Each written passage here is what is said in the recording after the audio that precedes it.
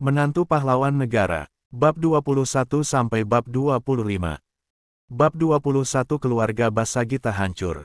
Luna hampir tidak bisa menahan diri lagi, dia pun berkata dengan kesal, "Pak Ferry, kamu jangan keterlaluan. Hati-hati, aku akan lapor polisi." "Haha, kamu mengancamku." Ferry tertawa terbahak-bahak, kemudian menamparkan wajah Luna. Luna yang menutup wajahnya ingin kabur, tetapi ditahan oleh Ferry. Sambil menunjuk ke arah meja, Ferry berkata, "Cepat tiduran di sana, hari ini aku akan melakukannya di sini." "Dasar wanita jalang, kenapa sok suci? Cepat lepaskan aku." Luna terus memberontak, tetapi dia tentu saja bukan tandingan seorang pria. Dalam keadaan panik, Luna mengangkat teko panas di meja, kemudian memukulkannya ke arah kepala Ferry. "Wanita sialan, beraninya kamu memukulku, aku akan membunuhmu." Sambil memegang kepalanya yang berdarah, Ferry menjerit kesakitan. Pada akhirnya, dia pun melepaskan Luna. Luna yang ketakutan segera membuang teko, lalu berlari keluar dari tempat itu dengan panik. Dengan perasaan takut, Luna berjalan dengan bengong dan tidak tahu harus pergi kemana. Tak lama kemudian, dia tiba-tiba menerima telepon dari Wisnu. "Di mana kamu? Cepat kembali ke rumah." Ketika Luna sampai di rumah, anggota keluarga Basagita sudah bersiap untuk mengadilinya. Semua orang menatap Luna dengan tatapan menyeramkan.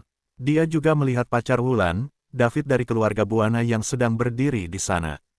Tuan Besar Basagita sedang berbicara dengannya menggunakan sikap yang sopan. "Kakek, Luna sudah datang," ucap Wulan. "Bajingan, cepat berlutut." Tuan Besar Basagita langsung memukul meja, lalu memarahinya, "Kenapa kamu melukai Pak Ferry? Apakah kamu tahu dia adalah keponakan kandung dari Ridwan sang wali kota?" Keluarga Basuki juga termasuk keluarga kelas atas di kota Banyuli. Pak Ferry sudah mengumumkan bahwa dia akan membalasnya kepada keluarga Basagita. "Apakah kamu ingin mencelakakan kami semua?" Luna berlutut di lantai sambil menjelaskan, "Kakek, Ferry bilang dia akan memberikan izin penjualan awal kalau aku menemaninya tidur, dia bahkan mencoba memerkosaku. Makanya aku, diam kamu. Masih saja cari alasan." Wisnu memotong ucapannya dengan kasar, kemudian membentaknya, "Memangnya kenapa kalau kamu disuruh temani tidur?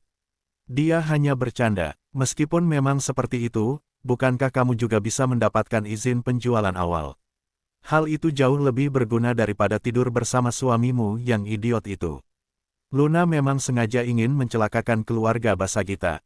Anggota keluarga Basagita yang lain ikut memarahinya. "Cukup. Jangan bicara lagi. Kita harus memikirkan bagaimana cara menyelesaikan masalah ini."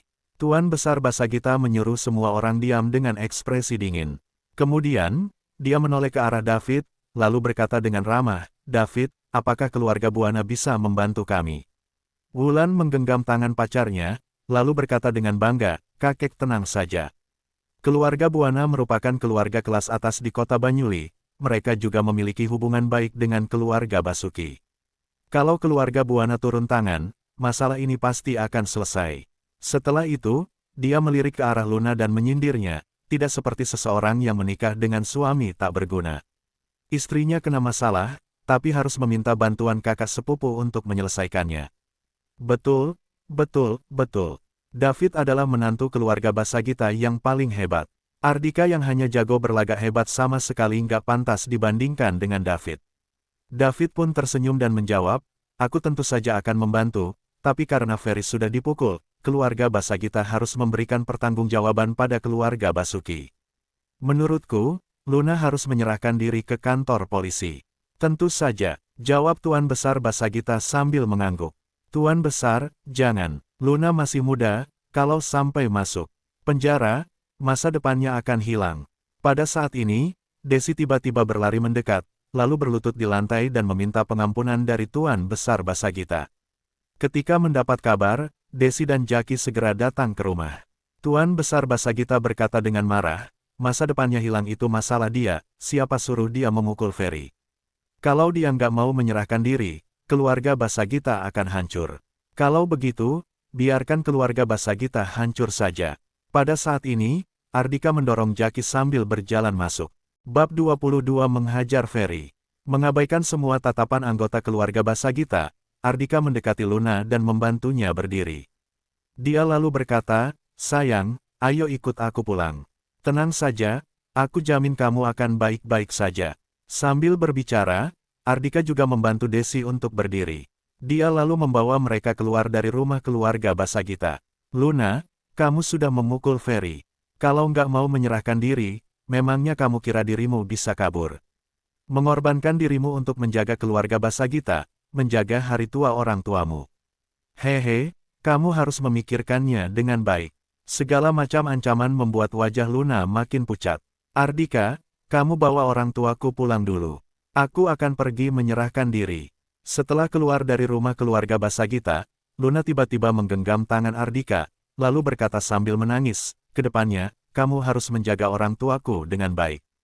Aku nggak percaya anggota keluarga Basagita, tapi aku percaya denganmu." Ketika mendengarnya, Desi langsung panik. Dia mendorong Luna, lalu berkata, "Ardika, kalau nggak, kamu yang menyerahkan diri saja ke kantor polisi."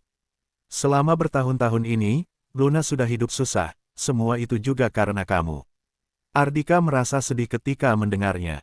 Namun, ketika memikirkan semua kejadian yang menimpa Luna sekeluarga, semua memang karena Ardika. Ardika mengabaikan ucapan Desi, dia lalu berkata dengan serius, "Sayang, aku sudah bilang, ini bukan masalah besar. Sekarang, kita pergi cari Ferry saja, aku jamin kamu akan baik-baik saja." Ardika, kamu masih nggak menyadari keseriusan dari masalah ini. Keluarga Basuki adalah keluarga kelas atas.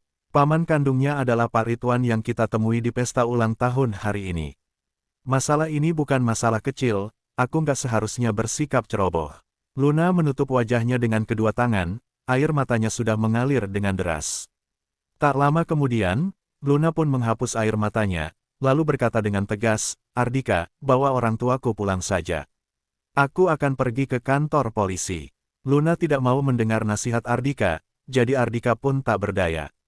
Ardika terpaksa segera pergi menyelesaikan masalah ini, agar Luna bisa mempercayainya.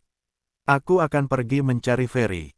Setelah itu, Ardika pun berjalan pergi sambil berjalan, dia mengeluarkan ponsel dan menelepon Draco. "Aku suruh hubungi Ridwan, apa yang kamu lakukan? Dalam setengah jam, aku ingin melihat dia di Departemen PUPR. Ardika kembali, aku suruh kamu pergi ke kantor polisi, mau kemana kamu?" Teriakan Desi tidak membuat Ardika kembali. Dia pun berkata dengan kesal, "Luna, lihatlah, ini adalah pria yang selalu kamu bela. Sekarang dia bahkan nggak bisa membantumu, dia memintamu untuk pergi memohon bantuan orang lain, tapi malah kabur ketika terjadi masalah. Coba lihat David yang dibawa Wulan itu. Bu, cukup, meskipun Ardika nggak punya kemampuan, dia nggak akan meninggalkanku. Setelah dia menemui jalan buntu di Departemen PUPR, dia akan segera kembali." Selesai berbicara, Luna pun segera pergi ke kantor polisi. Gedung Departemen PUPR. Ferry baru saja kembali dari pengobatan. Ketika masuk ke dalam ruangan, dia langsung marah besar setelah menutup pintu. Dia berkata, "Sialan, sejak kecil, aku nggak pernah dipukul sampai berdarah, apalagi oleh seorang wanita. Pak, keluarga Basagita bilang kalau wanita itu sudah pergi menyerahkan diri setelah dia masuk penjara." Bawahannya pun tersenyum genit sambil melanjutkan, "Hehe, Anda bisa melakukan apapun sesuka hati." "Haha, ide yang menarik. Aku belum pernah bermain dengan narapidana wanita." Ferry yang mengerti maksud bawahannya langsung tertawa terbahak-bahak. Bam! Pada saat ini, pintu kayu ruangannya ditendang hingga terbuka dan mengenai bawahannya itu. Bawahannya tidak sempat berteriak dan langsung pingsan. "Siapa?" Ferry pun berteriak dan menatap ke arah pintu dengan panik. "Suaminya Luna, Ardika." Ardika pun berjalan masuk. Bab 23. Pamanku adalah wali kota.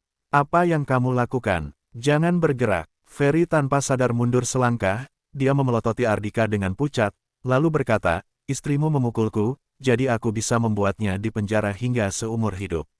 Apakah kamu sedang mengancamku?" Ardika berjalan maju, lalu mengangkat tubuh Ferry. Bam! Kepala Ferry membentur jendela hingga pecah dan bergantung di luar. Namun, tubuhnya masih berada di dalam ruangan. "Ah!" Ferry menjerit dengan keras. Dia terus memberontak, tetapi tubuhnya tersangkut di jendela sehingga tidak bisa keluar. Wajah yang gendut itu berlumuran darah karena tergores pecahan kaca. "Aku adalah direktur Departemen PUPR, beraninya seorang idiot memukulku. Kalian sekeluarga pasti akan mati." Ardika tidak menjawab, tetapi dia langsung menendang Ferry. "Ah!" Tubuh bagian atas Ferry juga keluar dari jendela. Rangka logam sedikit bengkok karena benturan yang keras. Ferry merasakan tulang di seluruh tubuhnya sudah patah. Ardika tidak berbicara. Dia berjalan keluar dari ruangan, kemudian menarik leher Ferry. Disertai jeritan yang keras, Ardika menarik tubuh Ferry keluar dengan paksa. Direktur Departemen PUPR. Jabatan yang hebat sekali. Ayo, kita perlihatkan kepada semua bawahanmu. Ardika pun menarik pergelangan kaki Ferry. Dia menariknya ke lantai bawah seperti seekor anjing. Gesekan pun terjadi sepanjang jalan. Ketika sampai di lobi lantai bawah, Ferry sudah babak belur. Ratusan orang di dalam gedung ikut terkejut dan bergegas turun. Cepat, cepat hubungi Paman Ridwan. Suruh dia bawa Kapolda Sigit ke sini dan tembak mati bajingan ini. Setelah menghela napas sebentar, Ferry kembali berteriak. Cepat lepaskan Pak Ferry, pamannya adalah wali kota Ridwan. Beraninya kamu melakukan tindakan kriminal di Departemen PUPR. Apakah kamu masih menghormati pemerintahan? Ada yang segera menelepon, ada yang memarahi Ardika. Bahkan, ada yang ingin maju untuk menyerang Ardika. Namun, ketika melihat tatapan Ardika yang mematikan, mereka segera mundur beberapa langkah karena ketakutan. Dasar tak berguna, cepat tolong aku. Ferry tidak pernah dipermalukan seperti ini, dia lanjut berteriak, bajingan. Sebelum pamanku datang, sebaiknya kamu lepaskan aku. Cepat berlutut dan minta maaf kepadaku. Kalau enggak, aku jamin keluargamu pasti akan mati ah. Ardika langsung menginjak mulut Ferry dan membuatnya terdiam. Sambil duduk, Ardika pun bertanya, kenapa Ridwan masih belum datang? Pada saat ini, suara mesin mobil terdengar dari luar. Di luar gedung Departemen PUPR, beberapa mobil milik kantor wali kota sedang mendekat. Ridwan sang wali kota juga duduk di salah satu mobilnya. Ketika mobil berhenti, Ridwan segera turun. Dia langsung berlari ke dalam bersama Kapolda Sigit Tomiko. Haha, Paman Ridwan datang. Dasar idiot, kamu dan istrimu sekeluarga pasti akan mati. Sekarang, meskipun kamu berlutut dan minta maaf, semua sudah terlambat.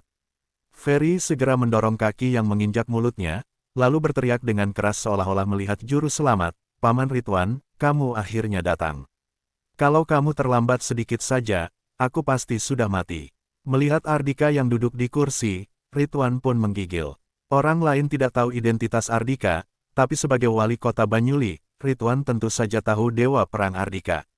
Ferry lanjut berteriak, Paman, cepat, cepat tangkap si idiot ini. Tembak dia, diam kamu. Ridwan tiba-tiba berteriak, kemudian menunjuk Ferry dan memarahinya, dasar binatang. Beraninya kamu menodai Nona Luna. Sebagai wali kota Banyuli dan paman kandungmu, aku nggak akan mengizinkan tindakanmu itu. Bab 24 Menghukum keluarga sendiri. Mata semua orang terbelalak. Apa yang terjadi? Keponakannya dihajar setengah mati, lalu diinjak-injak. Kenapa Ridwan sang wali kota tidak menangkap pelakunya? Kenapa Ridwan malah memarahi keponakannya sendiri? Ridwan menggertakkan giginya dengan tatapan tajam. Paman Ridwan, kamu nggak lihat? Iya. Aku hampir saja dipukul sampai mati oleh Ardika, teriak Ferry dengan sedih. Kamu pantas menerimanya. Melihat Ardika tidak menunjukkan ekspresi apapun, Ridwan pun memutuskan dalam hati. Dia melihat sekeliling, lalu berjalan ke depan seorang staf. Ridwan langsung merebut tongkat yang ada di tangan orang tersebut. Tongkat ini awalnya akan digunakan untuk memukul Ardika, tetapi tidak jadi. Pada saat ini, Ridwan mengangkatnya tinggi-tinggi. Di depan ratusan orang yang menunjukkan ekspresi tidak percaya, dia langsung memukul Ferry dengan keras. Ah! Ferry menjerit kesakitan. Masih belum selesai Ridwan kembali memukul Ferry dengan keras. Ferry yang kesakitan terus berguling di lantai dan menjerit dengan keras. Dipukul oleh pamannya sendiri di depan ratusan orang, Ferry tidak pernah menerima penghinaan seperti ini selama hidupnya. Klang! Ridwan melemparkan tongkatnya, lalu datang ke depan Ardika. Di hadapan semua orang yang kaget, Ridwan membungkuk dan berkata dengan sopan, Tuan Ardika, keluarga Basuki gagal mendidik anak, sehingga membuat bajingan ini menyinggung Nona Luna. Saya minta maaf kepada Anda. Semua orang terkejut dan tidak bisa berbicara. Ferry juga menggigit bibir dan tidak berani berteriak lagi. Suasana di tempat itu langsung hening. Siapa sebenarnya orang ini? Kenapa seorang wali kota Banyuli bisa bersikap hormat kepadanya? Ratusan orang menatap Ardika dengan tatapan curiga. Ridwan terus membungkuk dan tidak bergerak. Dia menunggu jawaban Ardika dengan deg-degan. Keringat dingin juga bercucuran di benaknya. Hidup mati keluarga Basuki berada di tangan Ardika. Masalah ini nggak akan menyeret seluruh keluarga Basuki. Ardika cukup puas dengan sikap Ridwan, dia lalu berkata dengan tenang, aku hanya punya dua permintaan. Pertama, Ferry harus pergi ke kantor polisi untuk minta maaf kepada istriku. Setelah itu, izin penjualan awal harus segera dikeluarkan. Terima kasih, Tuan Ardika. Ridwan menghela napas lega. Ketika mengetahui Luna dipaksa oleh keponakannya untuk menyerahkan diri, Ridwan kembali berkeringat dingin. Dia segera menyuruh Kapolda Sigit untuk membawa Ferry pergi minta maaf.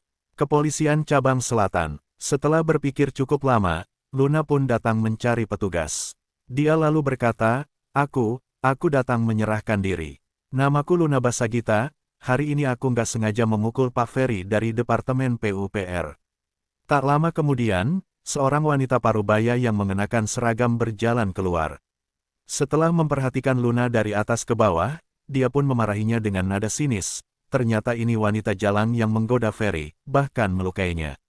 Hei, jangan asal bicara. Desi segera membela anaknya. Wajah wanita parubaya itu langsung masam. Pria parubaya di sampingnya segera memarahi Desi, lancang. Beliau adalah Melani Lotoka, salah satu pimpinan di kepolisian kami dan juga istri dari Pak Ferry. Siapa yang mengizinkanmu berkata seperti itu? Ekspresi Desi langsung berubah, sikapnya juga ikut melemah. Dia pun berkata, anakku nggak menggoda suamimu. Dia pasti menggoda suamiku. Wanita jalang, kamu akan tahu rasanya. Melani berjalan ke depan Luna, kemudian mengangkat tangannya untuk menamparkan Luna. Seketika, wajah Luna langsung pucat. Hentikan! Tiba-tiba terdengar suara teriakan penuh amarah. Ferry yang baru sampai segera berlari mendekat dengan terlatih-tatih. Kemudian, dia menamparkan wajah Melani. Melani menutupi wajahnya sambil berteriak, Ferry, kamu menamparku. Dasar wanita tua, memangnya kamu pantas memukul Nona Luna? Minggir sana. Bab 25 bersikap sopan dan hormat.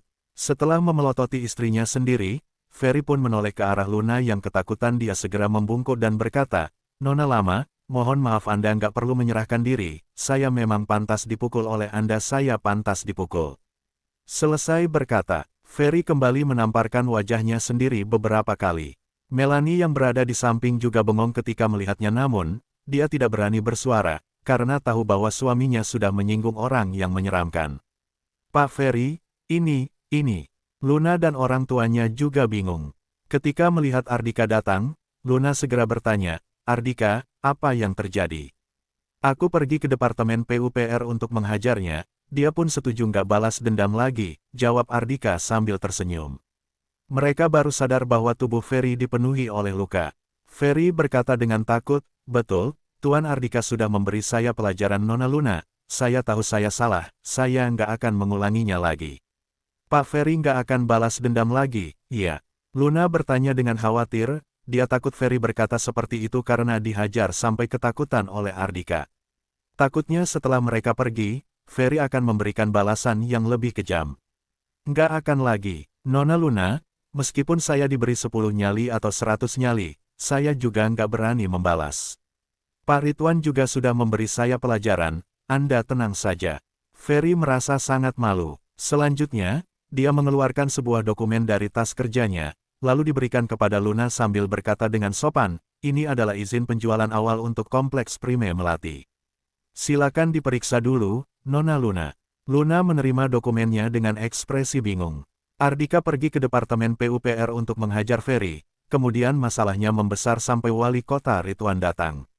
Setelah itu, Ridwan memberi pelajaran kepada Ferry dan menyuruhnya datang minta maaf. Kemudian, dia juga memberikan izin penjualan awal. Mereka sulit mempercayainya, tetapi fakta ada di depan mata. Kembali ke rumah, semuanya kembali normal. Mereka sekeluarga akhirnya merasa lega. Namun, Desi masih memarahi Ardika. Ardika, kamu hampir saja mencelakai kami. Untung saja bertemu dengan Pak Ridwan yang pengertian. Kalau orang lain, kami sekeluarga pasti akan mati. Ardika pun terpaksa menerimanya. Keesokan paginya, ponsel Ardika tiba-tiba berdering. Pak Ardika, Pak Juna dari grup Bumantara yang merupakan developer Villa Cakrawala punya seorang adik sepupu yang menjalankan toko perabot. Mereka khusus bermain di perabot kelas atas. Villa Anda sepertinya masih belum ada perabot, apakah Anda ingin pergi melihatnya? Suara Henry terdengar dari ujung telepon. Baiklah, aku akan pergi melihatnya, ucap Ardika sambil mengangguk. Henry memang cukup bijaksana. Villa Cakrawala masih kosong, Ardika memang perlu membeli beberapa perabot. Kalau begitu, saya akan menyuruh sekretaris, Jessica, untuk pergi menjemput Anda.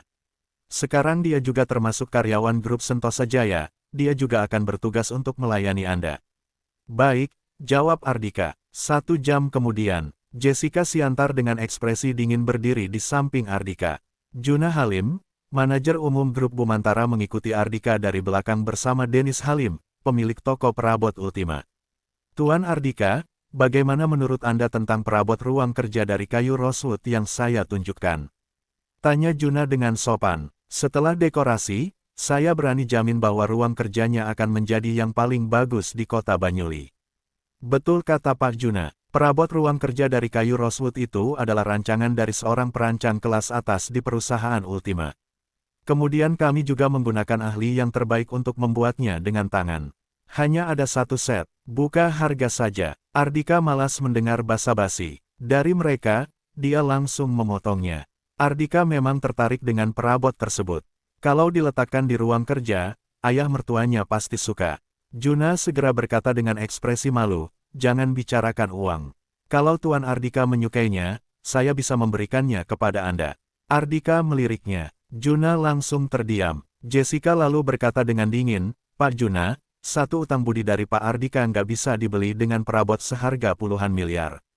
Lebih baik urungkan niatmu, kita transaksi seperti biasa saja.